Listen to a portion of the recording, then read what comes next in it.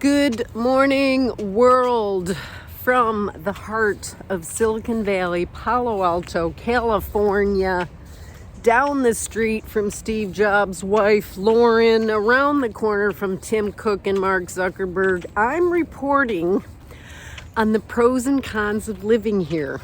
So I lived here for 29 years, and I come back to work and see friends occasionally. And for those of you who don't know what it's like to live in Silicon Valley, at the heart of the tech world, it is not San Francisco and it is not San Jose. It's Palo Alto. This is where the big wigs live. Now, I was living here before they all came to town. I moved here in 1981 and basically wrapped up shop in 2009. After the 2008 crash, I went to South America for 6 months. So I wanted to give you my thoughts as someone who spent 3 decades here. Let's do the cons first. It's super expensive. Unless you bought a house in the 80s or even the 90s, you're going to spend more than half your income on housing. I photographed a house for a client, a 3-bedroom, 3-bathroom, I think it was 3-bathroom house, that was renting for $8,500. Little over the top in the perfect neighborhood. So housing is going to be a problem if you're not money bags. So take a look at that. Now, let's see, another con. Well, let's do a pro to offset the con. Schools are excellent. My son went to the public schools here, which were like private schools. Honestly, the teachers were top notch, except for middle school. Wasn't too impressed with those few years of not the best teachers, not the best environment. And I considered taking him out, but he didn't want to leave his friends. I don't blame him. So that's a pro. Oh, another pro. You know, it did used to be a lot more fun when everybody was coming up and innovations were happening and Google was started and lots of cool things were going on. People were more open and excited about what was going on with innovation.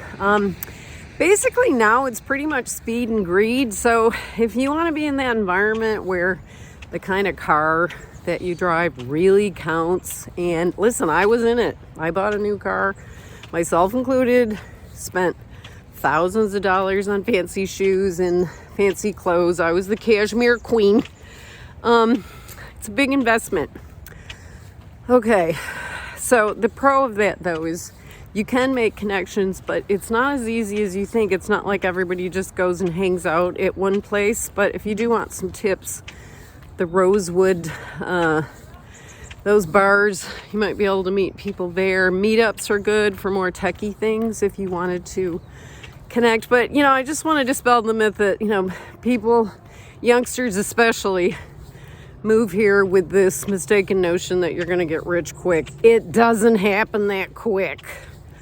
Deal with it. It just doesn't. It's not the free-flowing startup money that it was in the 80s and 90s. But a lot of those, that's why it crashed. Because a lot of those companies got funded and they weren't making any money. So there you go.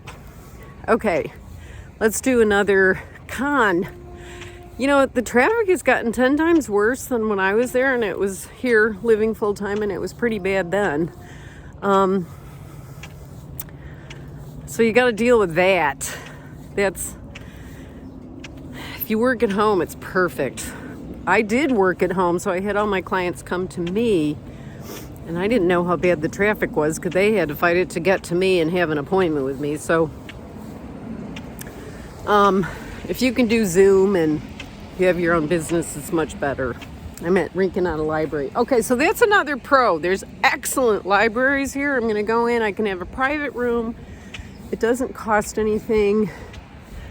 I don't even think you need a library card.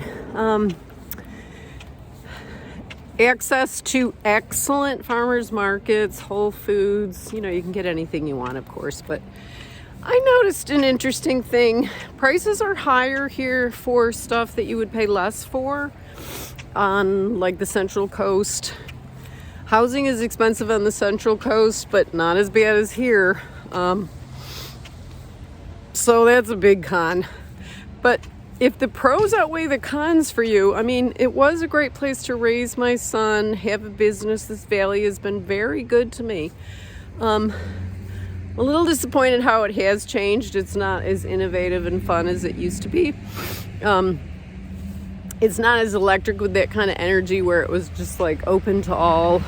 And I think it still is open to all if you're smart and you know what you're doing. It doesn't matter what country you came from. No one's gonna care if you have a heavy accent when you're speaking English. If you're smart, you're gonna be okay. But you have to be a genius, basically. I mean, it was fun to be around geniuses every day and go to Whole Foods and meet a client that I hadn't seen in a while and I'd get a photography job. I mean,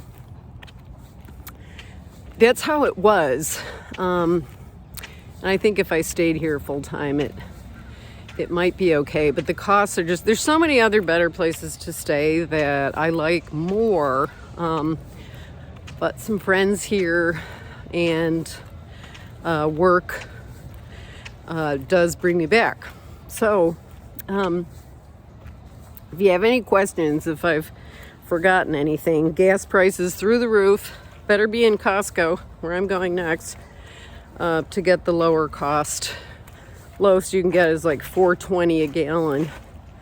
For those of you that pay less than $3, buckle up. It's going to be a bumpy ride for gas. So there you have it.